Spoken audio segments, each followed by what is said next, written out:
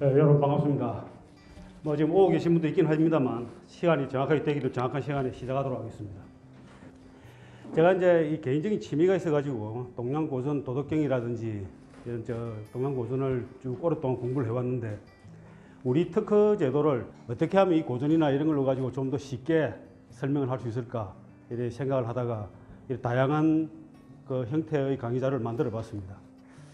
오늘 한번 들어보시고 또 재미가 있으시면 격려해 주시고 또 여러분들의 혹시 업무에 도움이 되고 우리 전체 비즈니스 변리사들의 비즈니스에 좀 더 긍정적인 도움이 됐으면 하는 생각입니다. 먼저 그 유발 하라리 잘 아시죠? 그 호모데우스라는 최근에 책을 내서 많은 그 주목을 받고 있는 대단한 그 통찰력이 뛰어난 이스라엘의 철학자입니다. 이 유발 하라리가 한 말 중에 이 말이 저한테 제가 아주 기억이 나서 이렇게 가져왔는데요. 인류가 이 세상을 지배하게 된 것은 신, 국가, 돈, 인권 등과 같이 상상 속에서만 존재하는 것을 믿을 수 있는 능력 때문이다. 이렇게 이야기를 한 게 있습니다.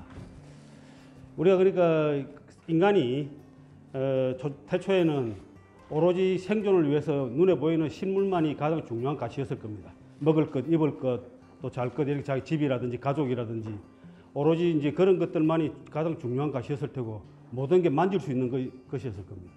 그런데 어느 순간에 사람이 살아가면서 법을 만들고 게임을 만들고 정치를 만들고 돈이라는 것도 실제로 존재하지 않는 것이죠. 이런 것들을 만들어서 사회를 만들어 나갔습니다. 그래서 이런 존재하지 않는 것을 믿게 된 능력, 이것이 지금 인류가 이만큼 번성을 하게 된 계기가 됐다고 합니다. S&P 500대 기업들의 그 자산을 이래보면 1975년만 하더라도 그 유형의 자산, 텐저블한 것들이 83%고 그 만질 수 없는 것들이 인텐저블한 게 17% 정도였는데 지금 2015년도의 통계에 보면은 인텐저블한 것이 87%고 그 역전이 됐습니다. 그리고 만질 수 없는 자산이라면 여러분들이 가장 잘 알고 있는 뭐 이런 뭐 특허라든지 상표라든지 뭐 그러고 영업 비밀이라든지 뭐 이런 것들일 겁니다. 이런 그 인텐저블한 그 자산에 관해서는 이 도덕경에도 그런 비슷한 말이 있습니다. 이걸 뭐라고 하냐면은 황홀이라고 합니다. 황홀을 하다 할 때, 우리가 황홀하다 할 때 그 황홀입니다. 그 도덕경 이제 14장을 보면 이런 말이 나옵니다. 보아도 볼 수 없고 들어도 들을 수 없고 잡아도 잡을 수 없는 것이 혼재되어 있다. 원문은 이렇게 좀 하는데 제가 약간 그 의역을 했습니다. 여러분 보기 쉽게. 그 부단히 변화하고 연속되는 것이라 뭐라 이름 붙일 수가 없다. 결국 물체로부터 벗어나게 되니 이게 이제 보면은 복기어 무물이라고 했죠. 그러니까 존재하지 않는 실체가 물건이 없는 곳으로 돌아가게 되니 형상도 없고 물질도 없는 상태에 이른다. 이를 황홀이라 한다. 감각으로 알 수 없는 것이니 앞에서 보든 뒤에서 보든 그 머리와 꼬리를 볼 수가 없다. 하지만 옛날의 도를 가지고 지금 존재하는 것을 다루어 보면, 그러니까 현재 우리가 존재하고 있는 것을 옛날의 잣대로 가지고 다루어 보면은 옛날에 왜 그렇게 하였는지 그 실마리를 알 수 있는 것이다 라고 해서 이제 도덕경 14장에 이렇게 기재되어 있습니다. 여기서 황홀이란 말은 우리가 알고 있는 황홀하다 할 때 그 말과 같습니다. 두 가지 뜻이 있는데요. 이 국사전에 보면 이렇게 나와 있습니다. 눈이 부시어 어리더리할 정도로 찬란하거나 화려한 것을 황홀이라 하기도 하고, 또 한 가지 뜻으로는 아주 미묘해서 그 사람이 그 감지할 수 없는 것이라서 분명하게 그 헤아려 알기 어려운 이것을 황홀이라고 합니다. 그래 이 황홀이라는 것을 어떻게 해석을 하고 있냐면 여기서는 무상지상이요 무물지상이라고 이렇게 이야기해놨습니다. 이 도덕경에 이렇게 해놨습니다. 시위 무상지상이요 무물지상이다 이렇게 했습니다. 그러니까 형상이 없는 형태, 그러니까 물질이 없는 어떤 그런 상태, 이런 것들을 황홀이라고 하는 거죠. 이게 이제 도의 본질을 이렇게 이야기합니다. 자, 지금 우리가 기업들의 이 어떤 그 인텐저블한 자산들이 상당히 많습니다. 지금 이제 2015년도의 데이터이긴 합니다만 S&P 500대 기업들의 자산이 87%가 무형의 자산입니다. 기업이 실제로 눈에 보이는 땅이라든지 건물이라든지 기계라든지 이런 자산이 가장 중요해서 때가 있습니다. 우리도 그렇죠. 지금도 아직까지 많은 기업들이 그것을 자신들의 가장 핵심적인 자산이라고 생각하고 있습니다. 그런데 여기서 어느 시간이 지나다 보니까 지금 많은 기업들이 그 무형의 자산으로 넘어가고 있습니다. 그럼 무형의 자산이 뭡니까? 기업의 어떤 핵심 역량이고 또 어떤 기업의 영혼일 수 있습니다. 그래 이거를 어떤 우리가 도덕경의 말을 빌리자면은 그 기업이 존재하게 하고 기업을 움직이게 만드는 어떤 우리가 추상적인 개념인 도라고 불러도 되지 않을까 하는 겁니다. 혹시 뭐 그렇게 부르지 않아도 좋습니다. 어쨌든 현재 기업이 그런 어떤 눈에 보이지 않는 자산으로 계속 채워져 가고 있고 그것이 가장 그 기업들의 중요한 자산이 되고 있다는 것은 이제 우리가 부정할 수 없는 사실이죠. 그래 이게 이제 장자에 보면 이런 이야기가 나옵니다. 동각자라는 사람이 장자에게 이렇게 물어봅니다. 도라고 하는 것이 어디에 있습니까? 하니까 없는 데가 없어. 무소부재라고 합니다. 무소부재라고 하죠. 우리가 그 하나님을 이야기할 때 무소부재하고 무소부지하고 무소불능하다고 이야기를 하죠. 그래 어디든지 존재하고 있다. 그래 예를 들어서 말해달라고 하니까 땅강아지나 개미에게도 있어. 어찌 그리 하다는 곳에 있다 하십니까? 하니까 아주 좀 더 고상한 곳에 있을 거라 생각했는데 그러니까 또 이 장자는 한술 더 떠서 논의 잡초에도 있어. 그래 이제 또 한 번 더 물어보니까 이제는 기와나 벽돌에도 무생물에도 있다는 겁니다. 어찌 더 심해지십니까? 하니까 이제 똥이나 오줌에도 있다. 이렇게 이야기를 합니다. 지금 이 도라고 하는 것은 천지 만물의 어떤 생성 원리이거나 사물의 본성이거나 작동 원리이기도 합니다. 그 존재의 이유입니다. 그리고 우리가 지금 이야기하고자 하는 기업에 있어서의 그 무형의 자산은 그 기업의 존재의 이유, 기업의 작동 원리를 설명하고 있을 가능성이 높습니다. 여러분 그렇게 생각하시죠? 그래서 이제 오늘 여러분들에게 발명의 도를 가지고 이야기하고자 합니다. 이 발명이라고 하는 것이 과연 기업의 도가 될 수 있는가? 아니면 발명 자체에는 무슨 도가 있는가? 하는 이야기를 좀 나눠보고자 합니다. 먼저 특허 제도의 어떤 가동 원리를 가지고 한번 알고 넘어가도록 하겠습니다. 이 별리 사람이면 누구나 달달 외우고 있는 이 특허법 제1조입니다. 이 법은 발명을 보호 장려하고 그 이용을 도모함으로써 기술의 발전을 촉진하여 산업 발전에 이바지함을 목적으로 한다. 이거 다 잘 알고 계시죠? 자 그러면 여러분 다시 한번 물어보겠습니다. 특허 제도가 왜 존재하죠? 특허 제도의 존재 이유가 뭡니까? 그 발명자 보호 맞습니까? 자, 그래 여기 보면 이 말을 문구를 보면은 발명을 보호 장려하고 하는 것은 궁극적인 목적이 아니죠. 마지막에 있는 산업 발전이라는 것이 수단입니다. 맞습니까? 산업 발전을 위해서 발명을 보호 장려합니다. 그래 발명을 보호 장려하면 어떻게 됩니까?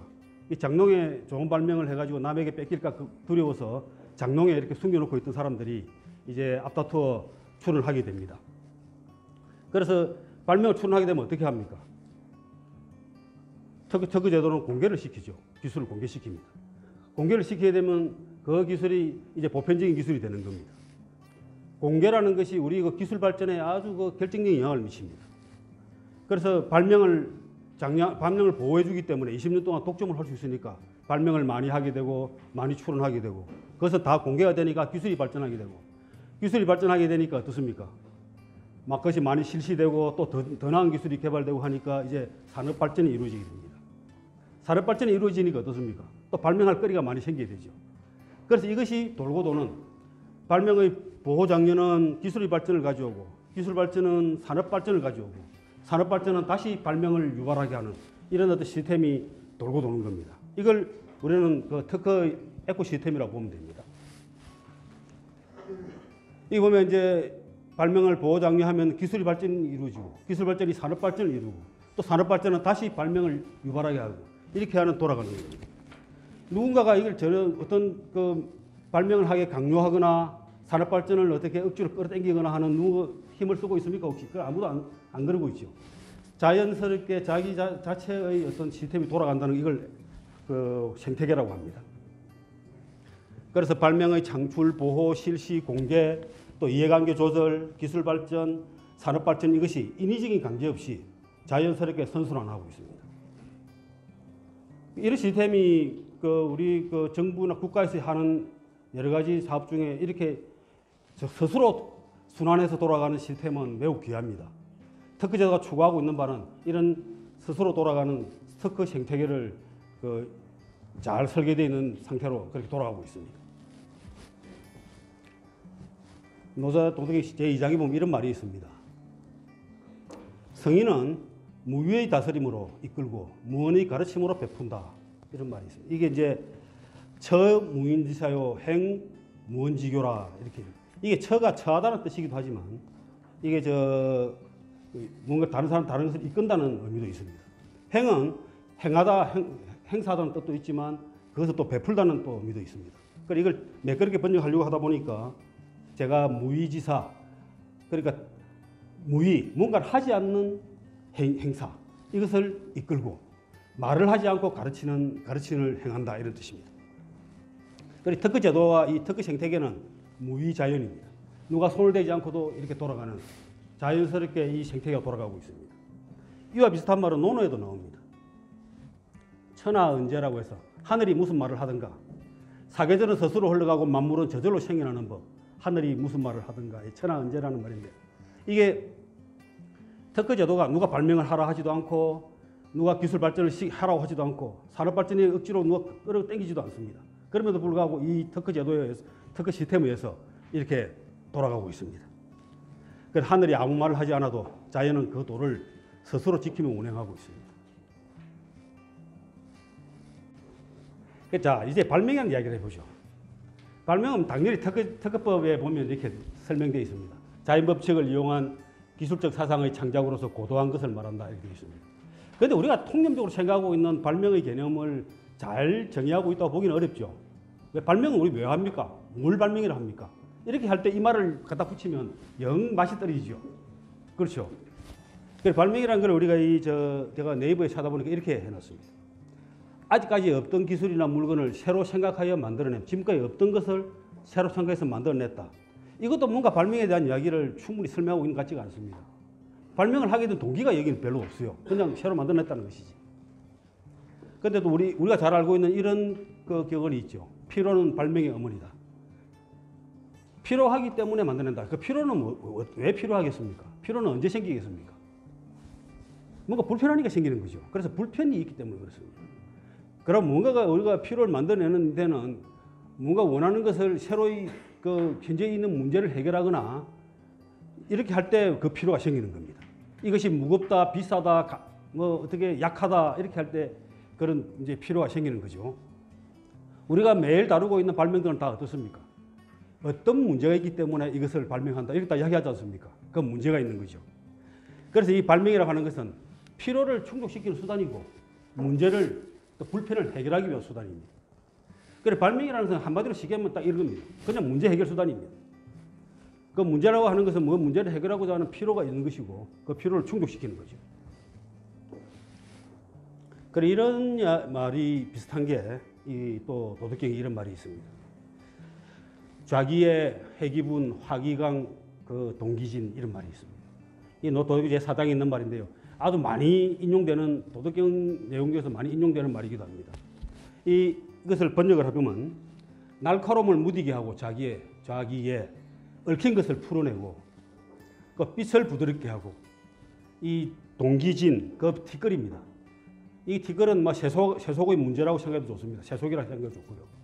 이 티끌과 함께한다 이런 뜻입니다.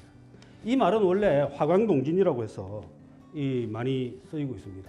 화광동진은 부처님이라든지 이런 그 성인들이 이 지상에 나타날 때 그 속체에 현신을 할 때 자기가 가지고 있는 그 빛을 죽이고 빛을 부드럽게 하고 그렇게 해서 이 속체와 같이 해서 중생들을 구제한다 이런 뜻으로 화광동진의 말이 써왔습니다.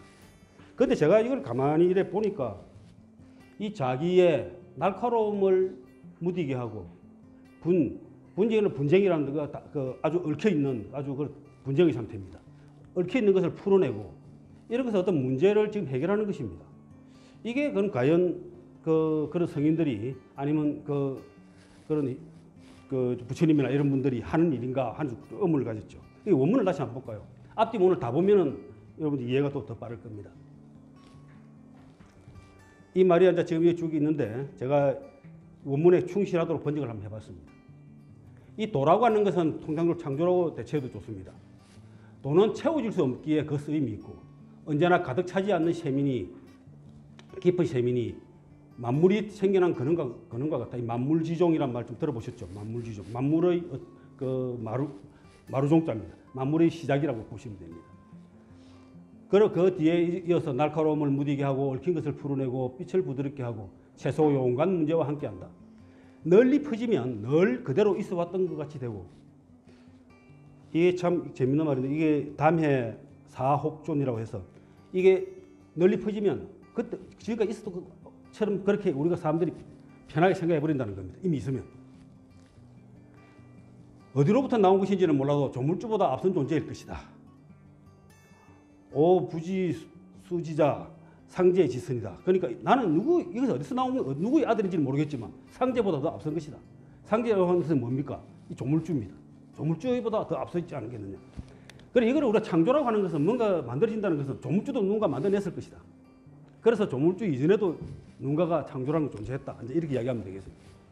자, 그래 이거를 이제 제가 보면은 우리가 발명이라는 것을 너무 거창하게 무슨 뭐 볼 게 아니라 좁게 좀 해석을 해보더라도 현재 있는 우리가 무언가를 끊임없이 만들어내고자 하는 인간이 가지고 있는 창조, 제자, 뭔가를 만들어내는 이런 어떤 욕구는 뭐 여러분들은 다 마찬가지고 인류가 가지고 있는 가장 기본적인 욕구죠.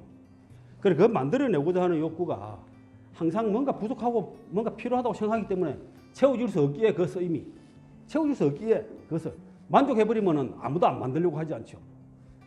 그리고 언제나 가득 차지 않는 샘과 같이 계속 끝없이 나온다는 겁니다. 이 원리를 잘 몰랐던 사람들이 했던 말이 있죠. 1899년에 찰스 두웰이라는 미국의 특허청장이 있습니다. 이 특허청장이 이런 말을 했습니다. 이제 인간이 발명할 수 있는 건 다 나왔다. 이제 더 이상 발명할 게 없다. 우리 미국의 특허청도 없애야 된다. 이런 식의 발언을 했습니다. 그런데 그 이유는 어떻습니까? 특허는 더욱더 많이 나오고 있고 발명도 많이 하고 있고 가면 갈수록 이 발명의 건수가 더 늘어나고 있습니다. 그래서 인간의 그 욕구는 언제나 채워지지 가득 차지 않는 깊은 샘과 같습니다. 끝없이 창조를 하게 되는 거죠. 자, 그래서 이걸 이제 이 화강 동지는 제가 이렇게 생각합니다. 근데 이걸 특허 도덕경이라는 말로 이를 붙여서 하자면 발명은 불편 해결을 위해 속체의 문제들과 함께하는 것이다. 동의하십니까? 예. 한 분밖에 동의 안 하시네. 예. 좀 있으면 더 많은 분들이 동의하기를 기대하겠습니다.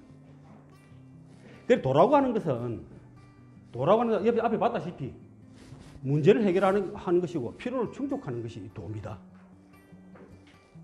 도라고 하는 것은 눈에 보이지도 않고 만질 수도 없고 들을 수도 없는 것이지만 이 세상에 끝없이 채워지지 않는 샘과 같아가지고 계속 뭔가를 창조해 만들어냅니다. 만물이 나오게 되는 가장 근본이 되는 수단입니다. 만물지종입니다.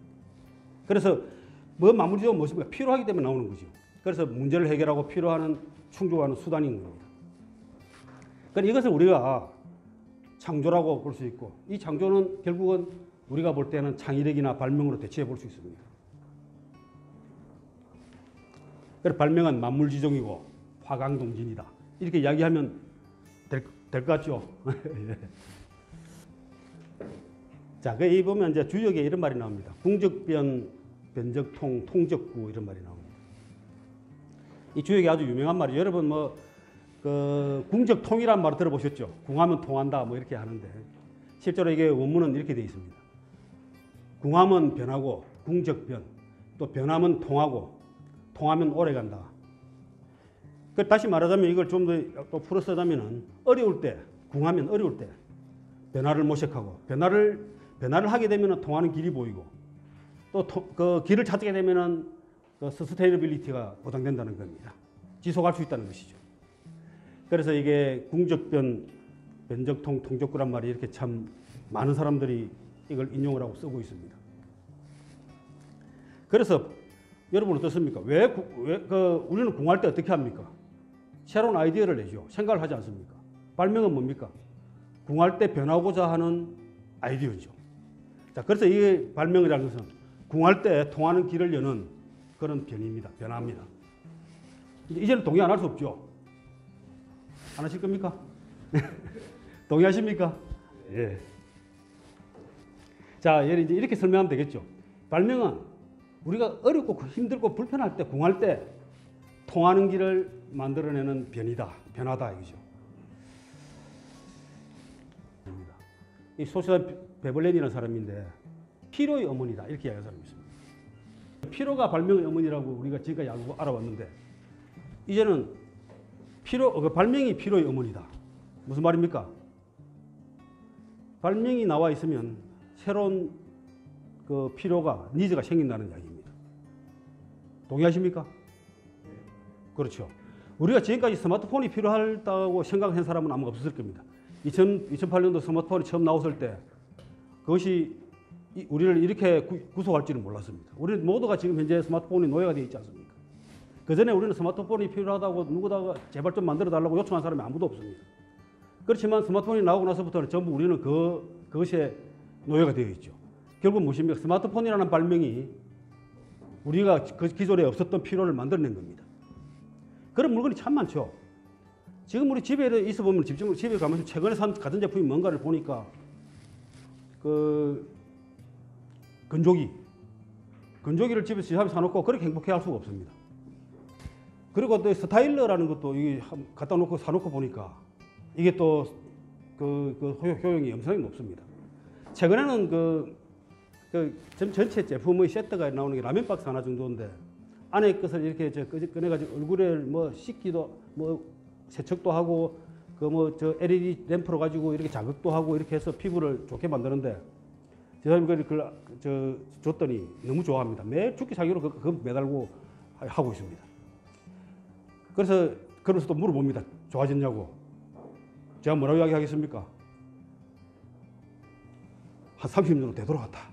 너무 좋다. 제가 볼 때는 별 차이가 없어 보이는데 그렇게 이야기합니다. 그래서 지금 현재 우리가 과거에 전혀 필요가 없었던 것을 이 기업들은 계속 만들어냅니다. 그 발명을 만들어내가지고 그 발명해서 나중에 필요를 창출하는 거죠. 지금 우리 변호사님들이 많이 하고 있는 일들이 다 그런 거 아닙니까?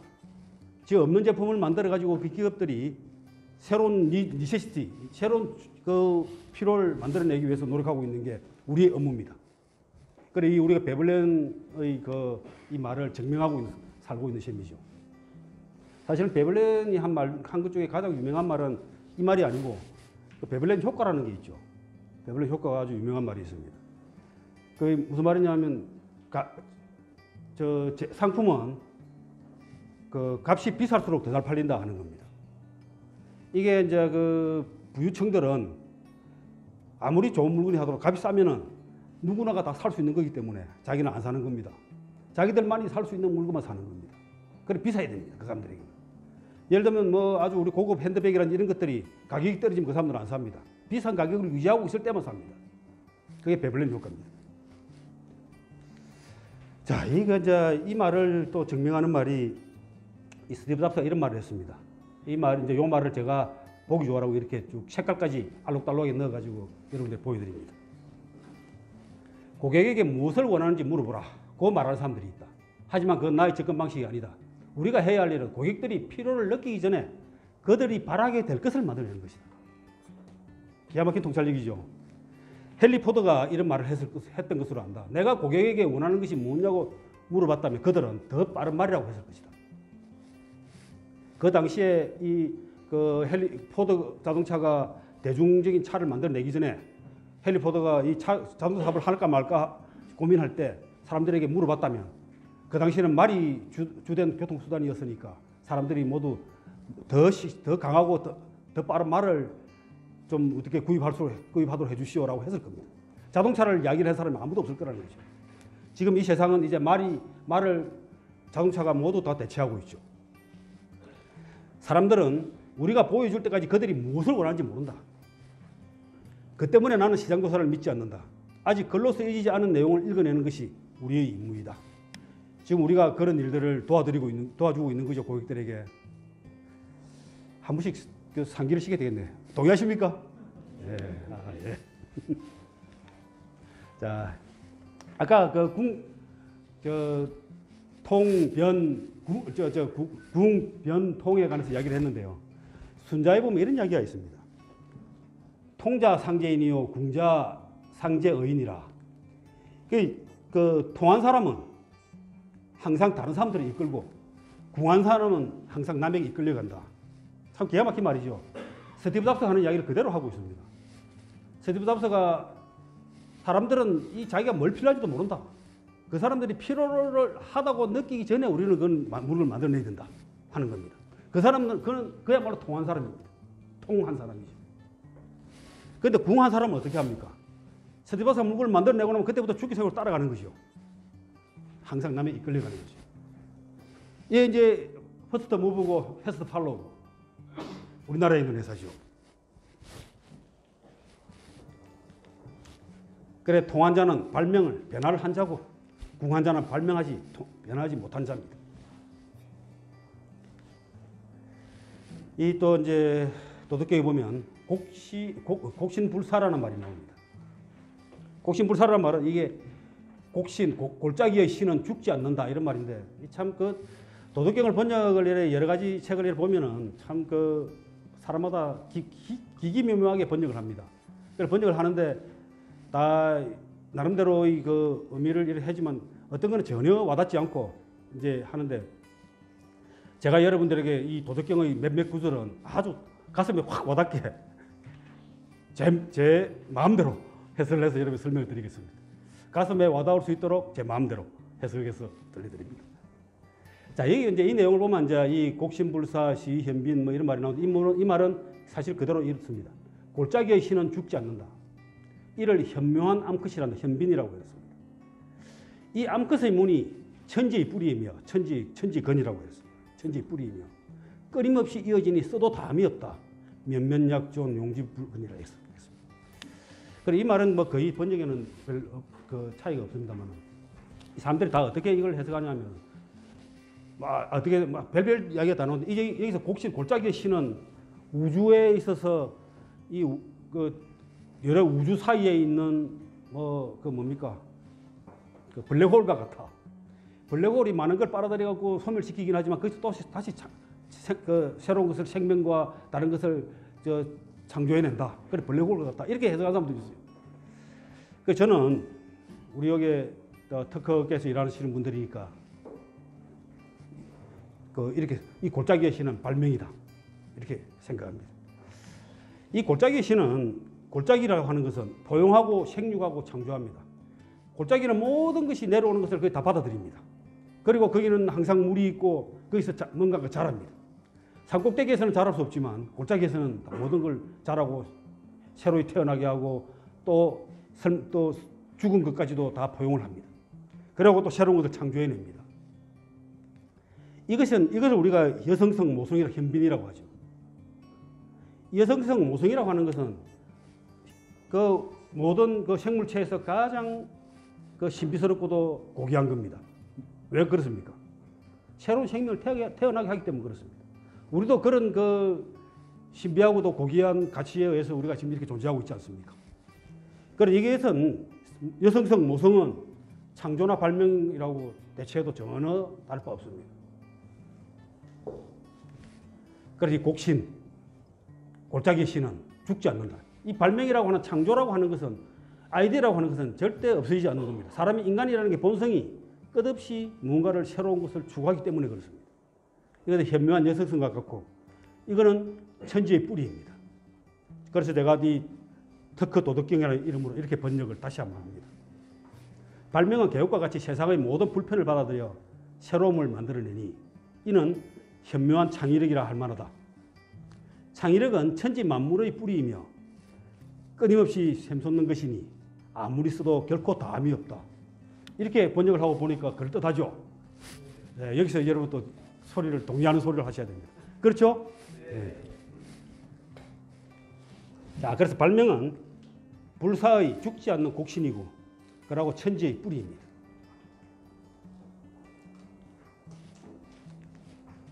자, 이제 발명에 좀 더 구체적 이야기를 한번 해보도록 하겠습니다. 우리가 발명은 뭐라고 생각하십니까? 예, 여기 써놓은 것처럼 길이라고 생각합니다. 길. 자, 우리가 이제 이렇게 생각해요. 산이 있습니다. 산이 있을 때 산 꼭대기에 오르는 것을 우리가 하나의 길을 발견할 수 있죠. 자, 태초에 아무도 산에 올라간 적이 없다. 저 산 꼭대기에 올라가야 되겠다. 이럴 때 어떻게 하는 거예요, 여러분들은? 길을 만들어내야 되죠. 그래서 길을 만들어냅니다. 최초로 길을 올랐습니다. 그런데 내가 한번 올라서 길을 만들었는데 그것이 최적의 길인지 가장 좋은 길인지 오늘 유일한 길인지는 알 수 없잖아요. 아마 유일하지 않을 가능성이 더 높죠. 그렇지 않습니까? 그럼 누군가가 다른 길을 만들어서 또 그 꼭대기에 올라갈 수가 있을 겁니다. 많은 길들이 생길 수 있습니다. 이렇게 많은 길들이 있을 수 있습니다. 자, 그런데 이 산을 내가 태초에 개발을 했고 내가 혼자서 길을 올라갔고 이 길을 내 혼자만 다니겠다 하는 욕심도 부릴 수 있지만 더 욕심을 좀 크게 부리면 어떻게 되겠습니까? 이 산을 아무도 못 오르게 하고 싶다. 혹시 이런 생각을 할 수도 있죠. 그럴 때는 어떻게 해야 됩니까? 잠재적인 길이 생길 수 있는 모든 가능성을 차단할 수는 없잖아요. 그럼 어떻게 하는 게 가장 좋습니까? 산 밑에 산자락을 삥 둘러 막아버리면 되지 않습니까? 아무도 못 들어오게. 우리 그걸 뭐라고 그럽니까? 그걸 터크라고 하죠. 자, 우리가 발명이라고 하는 것은 어떤 문제를 해결하기 위한 수단이기 때문에 길 하나를 내는 게 불가합니다. 많은 길을 내지 않죠. 그렇지만 그 길을 하나 내놓고는 터크를 받을 때는 어떻게 합니까? 길은 하나밖에 없는데 그 길을 포함한 많은 영역을 빙 둘러서 울타리를 치는 겁니다. 그게 터크를 받는 거 아닙니까? 여러분들이 매일 하는 일이 어떻습니까? 신락 같은 그 발명 하나를 가지고 이걸 어떻게 하면 좀 더 넓게 보호를 받을 것인가, 남들은 어떻게 하면 피해갈 것인가, 피해가지 못하도록 꼭 잡아낼 것인가 하는 그 연구하지 않습니까? 동의하십니까? 그렇게 안 하시나 보네, 업무를. 그렇게 하셔야 되는데. 예. 그래서 이 발명의 길은 문제를 해결하는 이 꼭대기 오르겠다는 문제를 해결하는 것이고 새로운 배움입니다. 새로 하나 배우는 거죠. 그리고 날로 이것은 더 많아지게 됩니다. 발명의 길은. 날마다 늘어납니다. 그러나 특허는 성과 같습니다. 이 성과 같습니다. 특허는 성과 같아가지고 우리 성을 왜 쌌죠? 성을 쌓는 이유가 뭐겠습니까? 내가 나가는 것을 못 나가게 하기 위해서 쌓는 겁니까? 그건 아니죠. 남들이 못 들어오게 하기 위해서 막는 겁니다.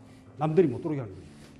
성을 쌓는 이유는 이 성 안에서 내가 오로지 독점 배타적인 권력을 행사하겠다는 겁니다. 그렇죠? 오로지. 성을 쌓는 이유는 내가 내부에서 내 자유롭게 이 안에서 누구의 그 방해도 받지 않고 누구도 같이 나와 같은 그 수익 행위를 하지 못하게 하면서 이 성을 그 면적을 오로지 혼자서 이용하겠다는 거죠. 자, 그렇다면 여러분들이 그 성을 쌓을 때 어떻게 쌓습니까? 자, 성을 쌓는다고 한번 생각해 보십시다. 성을 쌓을 때. 주춧돌을 놔야 될 거 아닙니까? 돌을 놓을 때 여러분들이 제일 먼저 고민해야 될 건 뭡니까? 뭘 고민해야 됩니까? 이 면적이 내가 원하는 만큼 적당한가를 고민해야 되겠죠. 커야 되겠죠. 넓어야 될 겁니다. 넓어야 될 거고. 또 이 울타리가 성이 개나 소나 이런 들락거리게 부실하면 어떻겠습니까? 또 그것도 못 견딜 일이죠. 튼튼해야 되겠죠. 자, 그래서 넓고도 튼튼한 성이 만들어져야 됩니다. 자, 그래 제일 먼저 우리가 생각할 때 돌을 놓을 때 넓어야 되는데 또 이것이 얼마나 넓게 할 것입니까? 얼마나 넓게, 무한히 넓게 한다는 건 불가능한 걸 아시잖아요. 그죠? 어딘가에 한계가 있을 겁니다. 그 한계를 뭐라고 합니까? 우리가 건립음이라고요. 성의 경계죠. 자, 그러면 이제 성의 경계를 우리가 만듭니다. 경계를 쌓는 게 가장 어렵습니다. 자, 경계를 만들고 나면은 그 내부는 오로지 내가 지배하지만 바깥은 어떻게 됩니까? 딱 바깥만 나가면 어떻게 됩니까? 절대 내가 지배할 수 없는 땅이 되죠. 지배할 수 없다는 말은 무슨 말입니까? 내가 성을 주춧돌을 놨는 과정에 이미 바깥은 어떻게 됐습니까? 포기한 거죠. 자, 그럼 우리가 이게 이제 포기입니다. 버리는 겁니다. 특허를 받는 과정에 청구의미를 제가 작성하고 이럴 때 우리 담당자들을 제가 교육을 시킬 때도 그렇게 합니다. 내가 특허를 뭘 받는가도 고민해 봐야 되겠지만 뭘 버리는가도 고민해야 된다. 더 중요한 거는 내가 뭘 버리고 있는가. 발명에도 마찬가지입니다. 내가 이 청구의미를 권리를 만들었을 때 내가 무엇을 대해서 권리를 행사할 수 없는가를 알아야 된다는 거죠. 결국은 말이죠. 성을 쌓는다고 하는 것은 내가 내부를 차지하는 것이긴 하지만 동시에 바깥을 버리는 겁니다. 바깥을 버린다는 게 더 중요한 의미를 가지는 거죠. 그래서 이 성이라고 하는 것은 버리는 것과 가짐의 경계입니다. 바깥에 버림이 있기에 내부에 어둠이 있습니다. 버릴 수 없다면 나를 가지는 것도 가질 수가 없습니다. 동의하시죠? 이게 아주 우리 특허 제도가 굉장히 철학적이라는 말을 여기서 여러분 이해할 수 있는데요. 어릴 때 여러분 이런 그 경험 없습니까 혹시? 어디 지나가는데 가게 동네 어른이 계시는 겁니다. 동네 어른이 내가 지나가니까 이리 와봐라 해가지고 그 과자 이거 네가 마음대로 네가 집어가라. 사탕을 예를 들어서 집어가라 이렇게 합니다. 여러분 사탕을 집어가라고 할 때 사탕을 손으로 집을 때 뭐가 제일 고통스럽습니까? 내가 집는 것이 양이 제한되어 있잖아요. 남기고 오는 그것이 얼마나 고통스럽습니까? 그렇죠? 사탕을. 그렇지만 내가 이걸 집지 않으면 절대 내 사탕을 가질 수가 없습니다. 그걸 다 가지겠다고 할 수 있는 방법이 없는 거죠. 내가 집는 순간에 나머지는 버리는 겁니다. 그거 엄청나게 가슴 아픈 일이죠. 그런 경우 없었나 보네요. 그런 동네 아저씨가 안 계셨나? 자, 이 특허라고 하는 것은 내가 가지기 위해서 버려야 됩니다. 이게 중국말에 셔더라는 말이 있습니다. 사덕이라는 건데 버릴 사자에다가 얻을 덕자라는 건데 그런 말 있죠? 중국에 버릴 사자에 얻을 덕자. 이게 중국 사람들이 그냥 쉽게 쓰는 말인데 뭐 어차피 그런 거 내가 버려야만이 얻을 수 있다. 뭐 이런 어떤 아주 철학적인 말이긴 하지만 일상화되어 있는 말입니다. 이게 이제 이 말이 또 도덕경에 있습니다. 도덕경 48장에 보면 위악일이기요 위도일손이다. 이 말이 뭐냐? 배운다는 것은 날로 대해가는 것이고 도를 닦는다는 것은 날로 버리는 것이다. 버리고 또 버리면 무위에 일어나니 하지 않음으로써 하지 못함이 없게 된다. 천하를 다스리는 데에는 무리한 행사가 없어야 하며 무리한 행사가 있으면 천하의 다스림이 부족하다.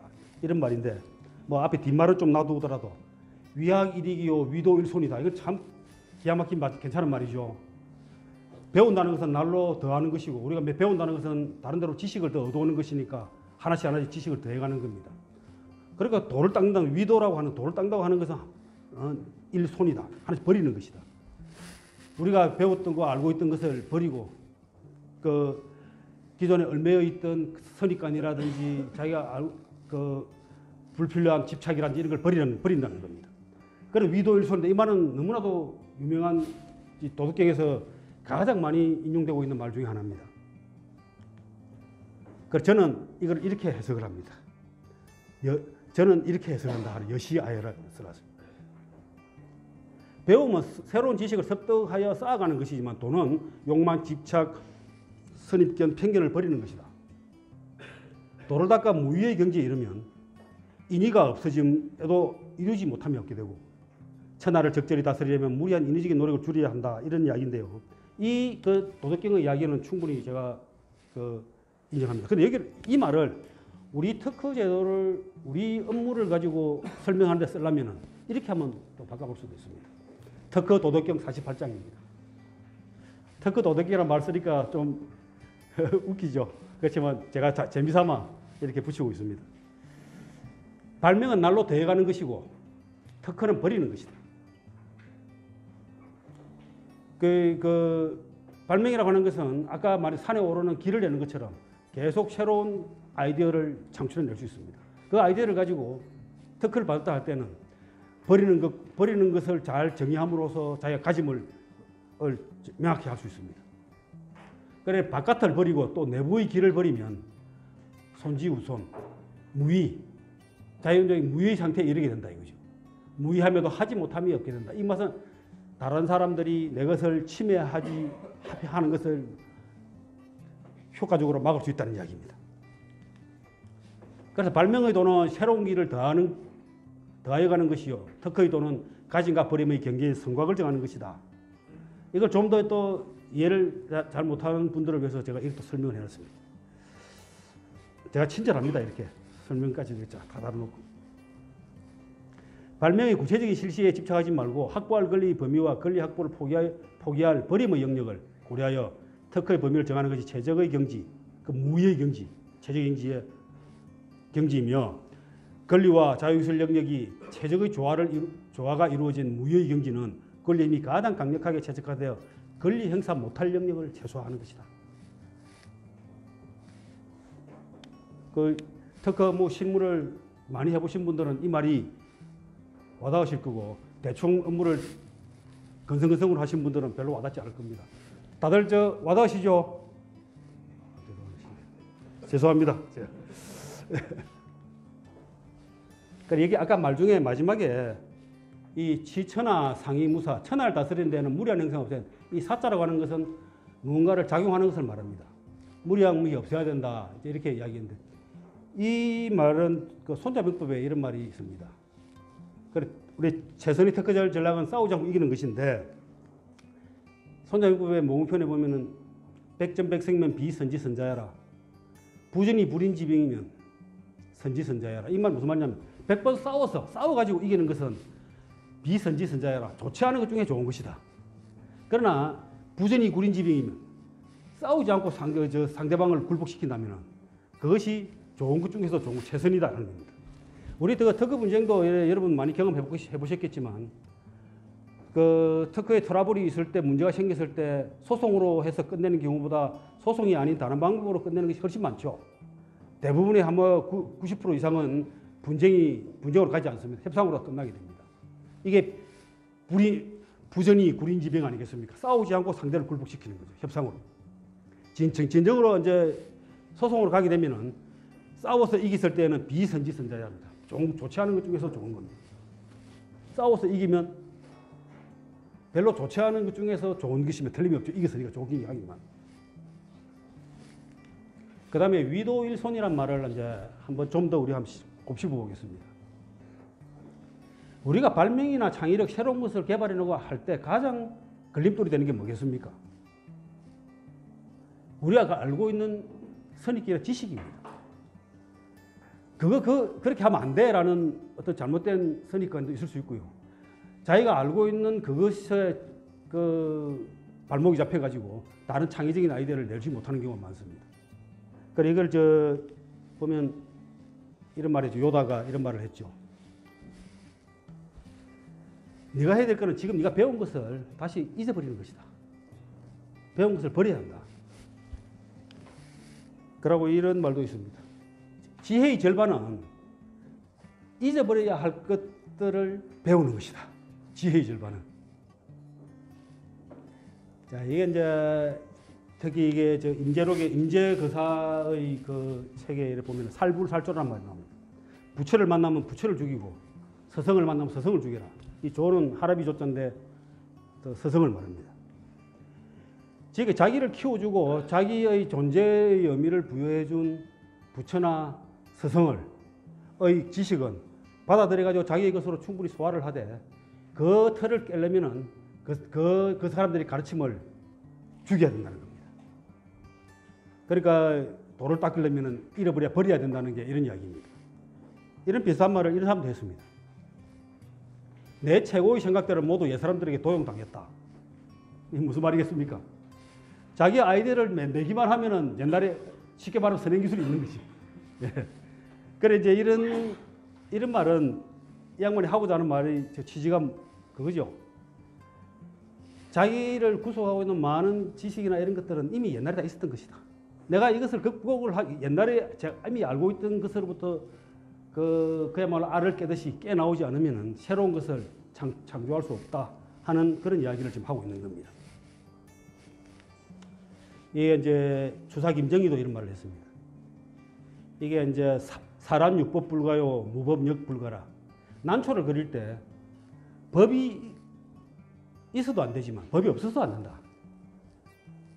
우리가 뭔가를 일할 때 이거는 원리 원칙 어떤 틀이 템플레이트가 있어가지고 있는 것이 거기 따라가지고 일을 하는 사람이 많이 있긴 합니다만 그것은 없어야 된다. 그렇지만 없어서도 안 된다 하는 이야기입니다.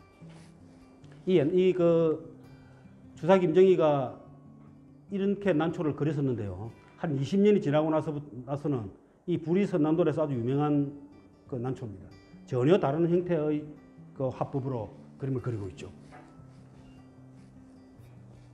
우리가 이제 많은 업무를 하다 보면은 특히 이제 어떤 그 경력 직원이나 일을 뽑아가지고 일을 시켜보면 와 여기 오니까 업무 스타일이 다릅니다. 이렇게 이야기합니다. 특허 업무를 할 때 우리가 스타일로 일하는 게 아니잖아요. 그죠? 우리가 가장 중요한 핵심적인 그 포인트는 뭡니까? 얼마나 넓고 강한 성을 쌓을 것인가가 핵심입니다. 그런데 업무의 스타일이라고 하는 그 명세서를 작성하는 어느 구체적인 언어나 순서나 표현 방식이나 이런 것들은 아무것도 아닌 거죠. 그런 것이 얽매여서 일을 해서는 안 된다는 겁니다. 이게 이제 셜록 홈즈에 나오는 이런 말이 있습니다. 왓슨, 자네는 말이지 언제나 보기만 하고 관찰을 하지 않는군. 이게 보면 이제 You see what you don't observe라고 되어 있는데요. 그래 여기서 보면 본다는 것과 관찰하는 게 뭐가 다른가 하는 겁니다. 그래서 제가 이제 간혹 우리 교육을 시킬 때 이렇게 이야기합니다. 시력이 실력이다. 보는 방법이 실력이다. 그 보는 능력은 일하는 능력이다. 사물을 볼 때, 업무를 대할 때 어떤 관점에서 어떻게 보느냐가 그 사람의 능력을 좌우하는 거죠. 그래 발명이라고 하는 건 시력이다. 보는 방법을 바꾸면 사물이 달라진다. 뭐 알 듯 모를 듯 한 이야기죠. 그래 이걸 제가 또 증명을 해보이겠습니다. 논어에 이런 말이 나옵니다. 자활, 시기소위, 건기소유, 찰기소안 이런 말이 있습니다. 이건 무슨 말이냐면 사람을 볼 때 저렇게 세 가지 관점에서 보라는 겁니다. 그래 이게 이제 그 공자께서 말씀하시기를 그 행하는 바를 보고 그 까닭을 살피고 좋아하는 바를 헤아려 보라. 여기 보면 이제 이 유라고 하는 것은 소이라고 하는 것은 행하는 바를 있고 이 소유라고 하는 것은 뭐 경유, 원인 이런 뜻이기도 합니다만 그 살아온 경과 과정 이런 것도 의미하기도 합니다. 여하튼 뭐 경과 과정을 보든지 까닭을 보든지 찰기소화는 그 사람 그 편안해 좋아하는 것이 뭔가 이걸 보라는 겁니다. 그리고 여기 본다는 이야기를 세 가지 관점에서 공자가 이야기를 했는데 시, 관, 찰 세 가지의 한자가 나옵니다. 그래서 이제 이걸 도대체 무슨 뜻인가 한번 제가 분석을 해봤습니다. 시, 관, 찰 이렇게. 시라고 하는 것은 여기 말하다시피 행하는 바를 보니까 눈으로 보는 겁니다. 그야말로. 그러니까 아주 매우 정물적이고 감각적입니다. 손발에 호소하는 겁니다. 그 다음에 관이라고 하는 것은 그 까닭을 보라고 하니까 왜 저랬을까 하는 걸 물어보는 겁니다. 스스로. 그래서 관이라고 하는 것은 이 분석적이고 논리적이고 이성적으로 보는 겁니다. 그래서 머리로 생각한다고 생각하시면 되겠습니다. 그리고 찰이라고 하는 것은 여기 보면 좋아하는 바가 뭔지 그 사람이 뭘 좋아하지 뭘 편애하지 하는 것은 분석적으로 나오는 것이 아니라 그 사람과의 공감을 통해서 알 수가 있는 거죠. 그래서 공감이나 감성입니다. 이걸 가슴으로 보는 겁니다. 그러니까 시, 관, 찰은 하나는 정물적으로 손발로 보는 거라면 하나는 머리로 보고 하나는 가슴으로 보는 겁니다. 이렇게 이야기하니까 또 뭔가 또 아르송하시오. 자, 사례를 한번 들어보죠. 자, 엘리베이터가 있습니다. 엘리베이터가 무지 느립니다. 막 복장 터지죠. 갑갑하죠. 자, 이럴 때 시의 관점에서 보는 사람과 관의 관점에서 보는 사람, 찰의 관점에서 보는 사람들이 어떻게 솔루션을 내는가 하는 걸 생각해 보죠. 만약에 이렇게 속도가 느리다고 생각될 때 시의 관점에서는 어떻게 하겠습니까? 근데 빠른 모터를 달면 될 거 아닙니까? 고속 모터를. 빠르게 하면 됩니다. 아주 간단합니다. 매우 정물적입니다. 그러나 관의 관점에서 보면 분석을 좀 해봐야겠죠. 왜 느릴까? 이렇게 생각해보면 이런 솔루션들이 있죠. 관의 아이디어는. 고청용과 너무 자주 되니까 그렇다. 고청용과 저청용을 분리하면 됩니다. 그러면 사람들이 느리다는 생각을 많이 줄이게 되겠죠. 자, 그러면 찰의 아이디어는 어떨까요? 찰은 어떻게 생각할까요? 이거 그 엘리베이터의 원조로 할 수 있는 오티스에서 이런 아이디어를 생각해냈습니다. 이 사람들이 왜 그 엘리베이터에서 속도가 느리다고 생각할까? 사실상 속도를 앵간히 높여도 사람들은 그걸 느리다고 생각합니다. 갑갑해합니다. 왜 그렇죠? 폐쇄된 공간이잖아요, 그죠? 폐쇄된 공간이고 특히 모르는 사람과 있으면 더 빨리 탈출하고 싶습니다. 폐쇄된 상태를 빨리 벗어나고 싶은 게 사람의 욕구입니다. 그러면 폐쇄된 상태를 벗어나지 않아도 견딜 수 있게 만드는 방법을 생각해낸 거죠. 그게 뭐냐면 이 거울을 붙인 겁니다. 거울을 붙이니까 아니 일단은 반사되게 면적이 넓어 보이고 사람들이 가장 좋아하는 건 뭡니까? 자기하고 닮은 사람을 보는 걸 좋아합니다. 그걸 미러링 효과라고 그러죠. 그런데 자기하고 가장 닮은 사람은 누굽니까? 자기 자신이죠. 자기 자신을 거울로 보게 되니까 그 느리다는 생각을 전혀 안 하게 되는 겁니다. 자, 이제 보면은 시의 관점에서는 아주 간단합니다. 문제가 나오면 바로 정답이 나옵니다. 무거우면 가볍게 하면 되고, 비싸면 싸게 만들면 되고, 뭔가 다른 게 희생될지는 모르지만 그렇게 되겠죠. 그러니까 차례 관점에서는 논리적으로 분석을 해보니까 사람들이 좀 더 그런 문제를 최대한 해결할 수 있는 방법이 나옵니다. 그러나 차례 관점에서는 전혀 다른 엉뚱한 방식으로 매우 경제적으로 사람들의 그 니즈를 해결해 줍니다. 그래서 발명은 시력이다. 시의 발명을 할 것인가, 관의 발명을 할 것인가, 차례의 발명을 할 것인가. 예. 그래 보는 방법은 이거를 우리가 보면 우리가 문제의식이라고 볼 수 있습니다. 이 크리티컬 싱킹이라고 보면 되는데요. 문제의식은 뭡니까? 센시티비티입니다. 감성입니다. 지금 현재 우리가 가지고 있는 누구나가 아무런 불편을 느끼지 않는 문제도 누군가는 불편을 느끼고 그것으로부터 해결책을 찾아내고 발명을 하고 그걸 가지고 비즈니스에 성공을 합니다. 그러나 뭐 엄청나게 불편한데도 불구하고 꾸역꾸역 미련하게 살아가는 사람들도 있습니다. 이 이제 민감도죠. 센시티비티가 결국은 이 그 문제의식을 유발합니다. 그래서 이 스티브잡스도 아주 유명한 말이 think different. 다른 사람과 다르게 생각해라. 노다 도덕경 40장에도 이런 말이 나옵니다. 이 문장도 엄청나게 다양한 형태의 번역이 나오는데요. 여러분 한번 제 말 들어보시기 바랍니다. 반자 도지용이요, 약자 도지용이요. 천한 만물 생의유, 유생의무. 이 말은 그렇게 어렵지 않습니다. 이게 보면 반자, 거스르는 것은 도의 움직임이요, 약자는 도의 활용이다. 천하 만물은 유에서 생겨나지만 유는 무에서 생겨난다. 이게 이쪽 앞에 부분을 많은 사람들이 어떻게 번역하냐면은 반은 거스른다는 뜻도 있지만 되돌아온다는 뜻도 있습니다. 그래서 모든 것이 갔다가 다시 원 상태로 되돌아오는 것, 이게 도의 움직임이고, 약한 것, 강한 것이 아니고 약한 것이 도의 활용이다. 이렇게 설명을 하는데 여러분 공감이 되십니까? 별로 와닿지 않으시죠? 그래. 제가 어떻게 이 반자라고 하는 것은 거스른다. 현재의 상태에 거스르는 것, 뭔가가 불편하다. 이게 도의 움직임이라는 거 저는 번역을 했습니다. 지금 이제 도가 뭐라고 했습니까? 아까도 이야기했지만 만물지종이라고 했습니다. 만물의 생성의 원인이 됩니다. 우리가 불편하고 뭔가 필요하다고 생각해요. 지금 내가 밥을 먹어야 되는데 젓가락이 없다. 그럼 젓가락을 만들어내야 됩니다. 밥을 먹어야 되는데 그릇이 없다. 그릇을 만들어내야 됩니다. 그것이 우리 도의 움직임이죠. 지금 현재 있는 문제, 불편한 이 발에서 거슬렀을 때 그렇게 도가 움직입니다. 그리고 약이라고 하는 것은 이게 약하다는 뜻도 있지만 이 활궁자를 두 개를 붙인 건데 이 휘어진다는, 변화한다는 뜻입니다. 이 약자가 그걸 변화한다는 뜻입니다. 모든 많은 고전들을 보게 되면 약자가 변화한다는 뜻으로도 쓰이기도 합니다. 그죠? 그래서 제가 이거를 이렇게 했습니다. 거스르는 것, 문제의식, 이게 도의 움직임이고, 약자, 휘어지는 것, 변화하는 것, 이게 도의 활용이다. 그러니까 천한 만물은 존재하는 것으로부터 생겨난다. 있는 것으로부터. 그리고 또 존재하는 것은 또 없는 것에서 생겨난다. 이 말도 어려운 말이죠. 자, 근데 한번 가만히 생각해 보십시오. 우리가 그릇을 하나 만든다 생각합시다. 나무로 가지고 그릇을 만든다. 그릇은 존재하는 것으로부터 생겨난 것은 틀림없습니다. 그런데 그릇이라는 것을 만들겠다라고 하는 아이디어가, 생각이 있었을 겁니다. 그 생각은 없는 것입니다. 그 무에서부터 이 그릇이 생겨난 겁니다.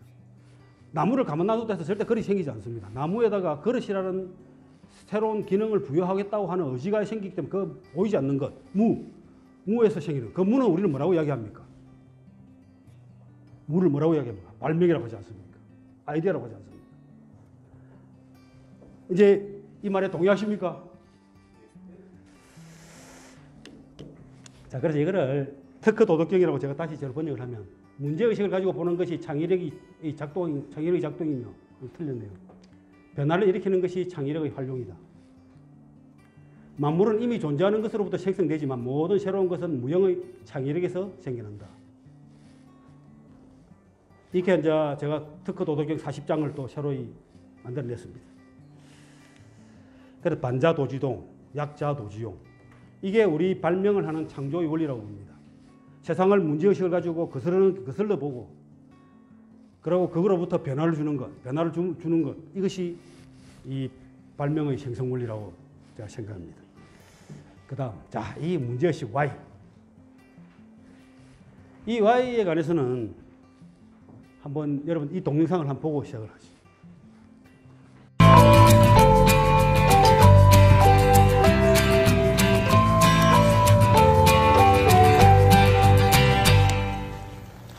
Papa, can we play outside? No, Why? because it's 5 o'clock in the morning. It's too early. Why? The sun hasn't come up yet. Why? Because the sun comes up later. Why? Well, the Earth goes around, and when it turns a certain amount, the sun shows on the horizon. Why? I don't know. Why? Why don't you know, Papa? Because I didn't pay attention in school, okay? I didn't listen in class. Why? Because I was high all the time.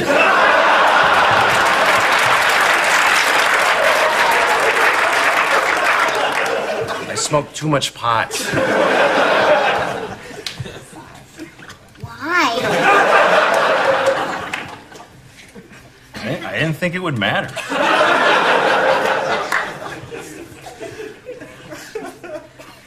Why? I just figured my life would come together on its own. But then I met your mom, and you came along. So now I work at the muffler shop. Why? Well, it's too late for me to pursue a career now, and since your mom has a job with benefits, I stay home and I take care of you, because what I make is pretty much just a joke. Why? Well, the service economy replaced manufacturing. There's no real jobs in America anymore. Why?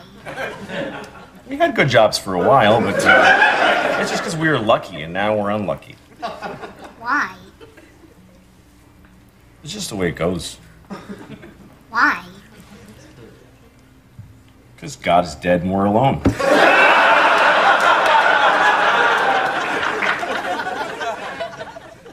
Okay.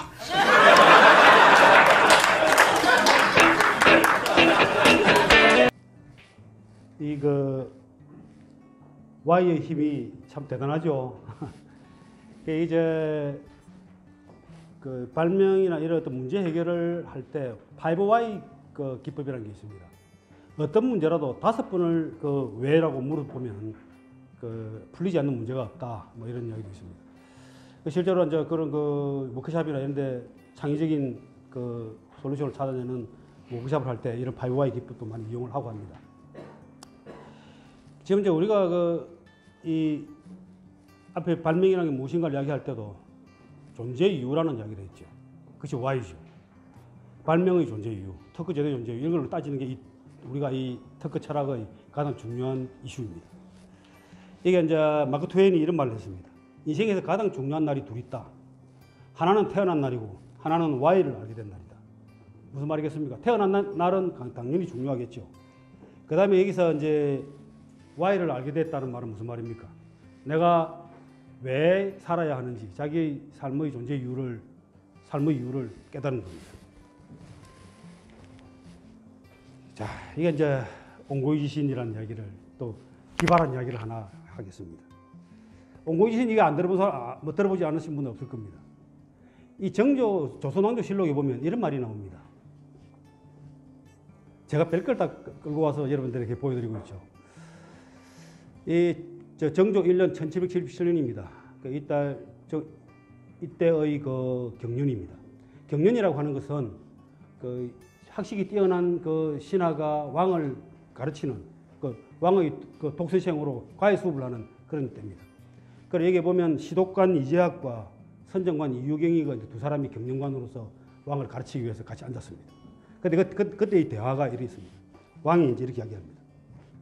상왈, 뭐 옹고지신, 하위야 이렇게 묻습니다. 옹고지신이란 말이 무슨 말인가? 하니까 이 이유경이가 이렇게 답을 합니다. 옛글을 익혀 새글을 아는 것을 말합니다.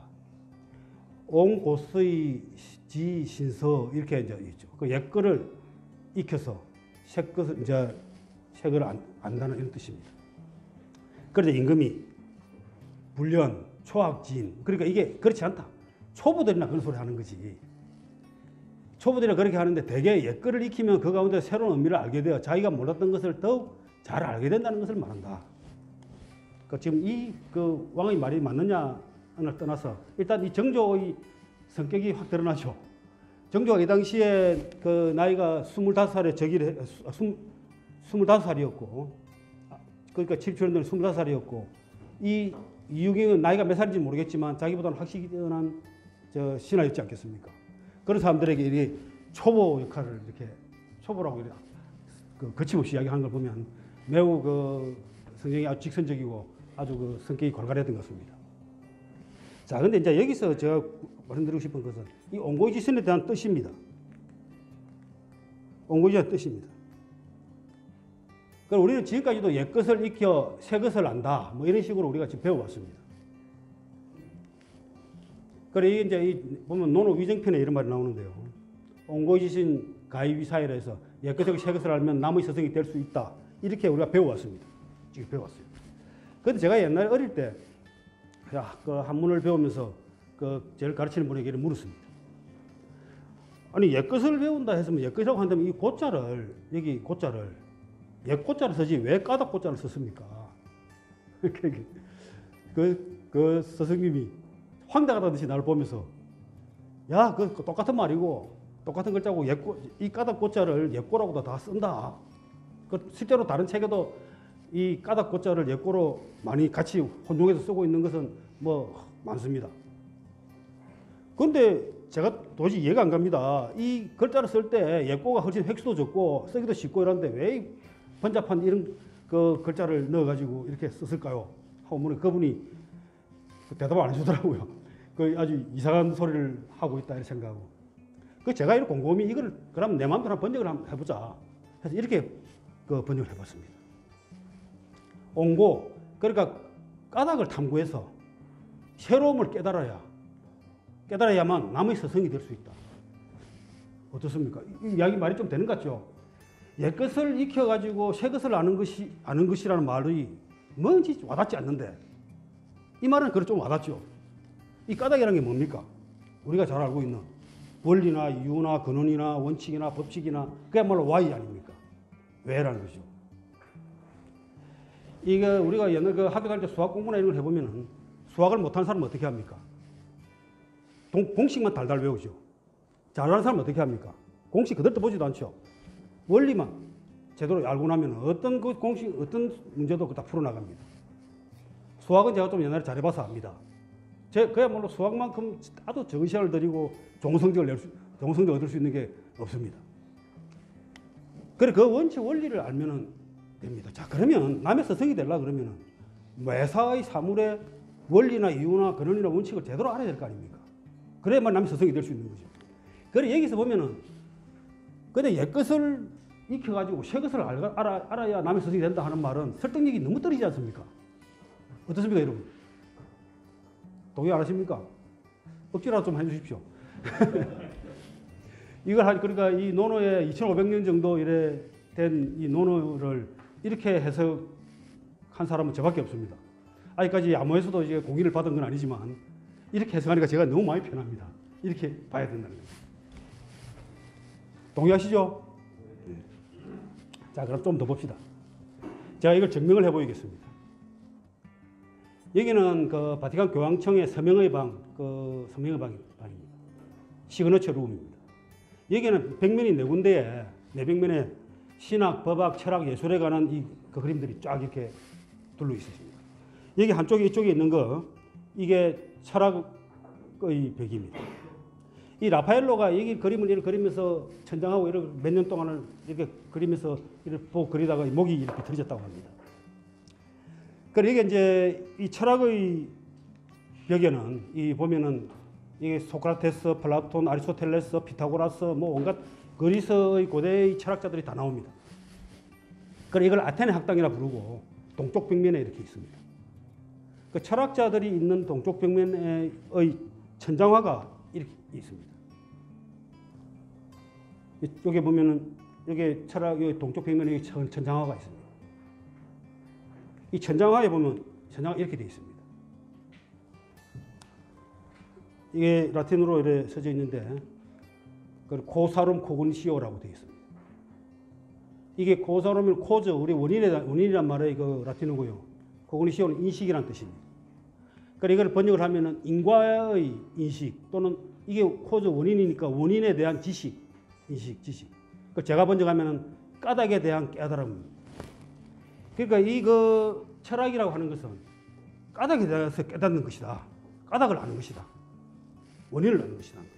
원리를 아는 것이다. 룰을 아는 것이라는 겁니다. 이게 이 말이 딱 뭡니까? 옹고이신과 일치하는 말이죠. 철학이라고 하는 것은 까닭을 아는 것이다. 그래서 이 말이 무슨 말입니까? 그러니까 외끝이 아니고 뭡니까? 까닭을 익혀서 새로움을 안다는 것이다. Y를 알아낸다는 이야기입니다. 그래서 발명은 옹고이지심이다. 발명은 까닭을 탐구해서 새로움을 알아내는 것이다. 어떻습니까? 철학 같은 것이죠. 자, 우리 이제 발명이라는 것은 옹고이지심이라고 이야기를 우겨봅시다.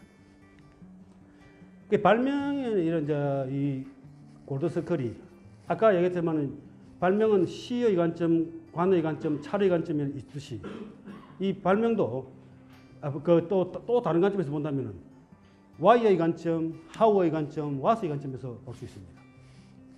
우리가 문제를 파악할 때 보면 우리 그 발명자들의 그 담당자들에게 일을 맡겨 보면 이것이 어떤 구조로 되어 있는가 하는 구조의 What에 집중해서 보는 사람들이 있고 또 어떤 사람들은 이것은 어떻게 동작하는 것이지 하는 어떻게 하는 관점에서 보게 되면 전혀 다른 예를 들면은 A라는 요소를 구동시키기 위한 B라는 요소가 있고 A와 B를 서로 연결하는 전동하는 요소가 C가 있다고 할 때 그러니까 B가 A를 구동을 하는데 C라는 어떤 그 전동하는 요소가 있다. 이렇게 하게 되면은 이 전체적인 how를 제대로만 알아도 안에 이 전동하는 부분은 다른 걸 대체될 수 있고 구동하는 부분을 대체할 수 있고 이렇게 하다는 것을 다 알죠. how의 관점에서 보면.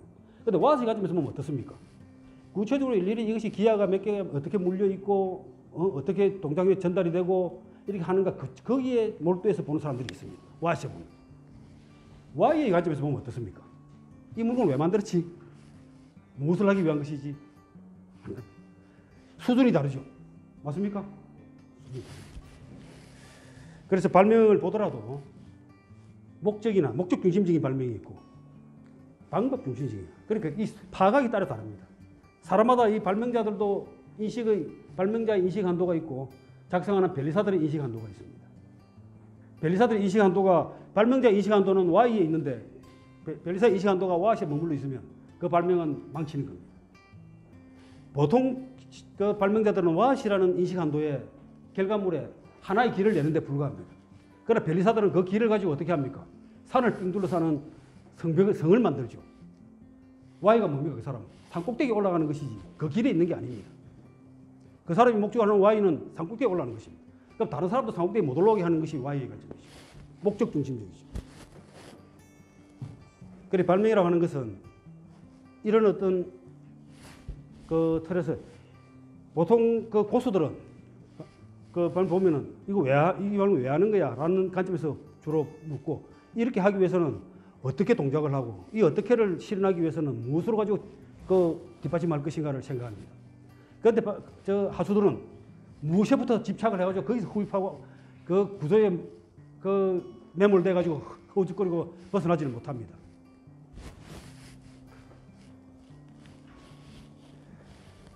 자, 이제 다 돼갑니다. 이제 맹자에 이런 말이 나옵니다. 박학이 상설지, 장이 반설량야 이런 말이 나옵니다. 박학이라고는 넓을 박자에 배울 하죠. 넓게 배우고 이 상설이라고 하면 상세히 설명하다는 거예요. 설명하다는 이야기도 하고 설자가 헤아린다, 깨닫는다 뜻입니다.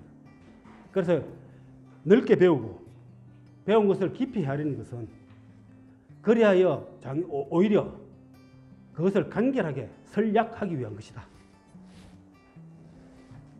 자, 우리가 변호사님들 어떻게 하십니까? 특허 출원 하나 하고 되면 어떻게 합니까? 그 기술을 일단 이해해야 되지요. 그것만 이해하고 맙니까? 어떻게 합니까? 이거 관련되는 선행기술들을 쭉 조사를 해봅니다. 조사를 해서 많이 배우죠. 그걸 뭐라 합니까? 박학입니다. 박학. 널리 자료를, 관련 자료를 봅니다. 그러고 나서 그것을 아주 깊이, 배워서 깊이 있게 분석을 해봅니다. 그걸 상설이라고 합시다. 그 다음에 그걸 가지고 어떻게 합니까? 어떤 특허를 받을 것인가를 고민하죠. 아주 간결하고 명료하게 기술합니다. 어디서 많이 들은 이야기겠습니까? 간결하고 명료하게. 예. 그래서 이 박학, 상설, 설약. 오면 명세서의 선행기술, 종료기술을 다까지 다 파악하고 어떻습니까? 그것을 상세한 설명에 잘 기록을 하죠. 상세히 파악을 하고 특허 청구율 작성합니까? 명료하고 간결하게. 그러니까 이게 우리의 업무입니다. 자, 이제 마무리를 하겠습니다. 지금까지 정신없이 1시간 한 20분 동안을 여러분 들으셨는데 그래도 한번 그 키워드만이라도 한번 들어보시면 이제 또 기억이 더 많이 남겠죠. 자, 발명은 만물지종이고 화강농진이다. 발명은 궁할 때 통하는 길을 여는 변이다. 발명은 불사의 곡신이고 천지의 뿌리다. 발명의 도는 새로운 길을 만드는 것이요 특허의 도는 가짐과 버림의 경계의 성곽을 정하는 것이다. 사란 율법 불가. 난을 그릴 때에는 법이 있어도 안 된다. 그리고 또 법이 없어도 안 된다. 이런 이야기죠. 발명은 시력이다. 시, 관, 찰 어떻게 볼 것인가 하는 겁니다. 반자도지동이요 약자도지종이다. 문제의식을 가지고 거슬러서 보는 것이 도의 움직임이고 그것을 변화하는 것이 도의 활용이다.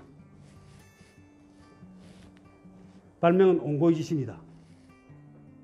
까닭을 탐구해가지고 새로운 것을 만들어내는 겁니다. 박학, 상설, 설약. 다 공감이 되십니까? 예, 이렇게 이제 이야기 끝나고요. 아, 예.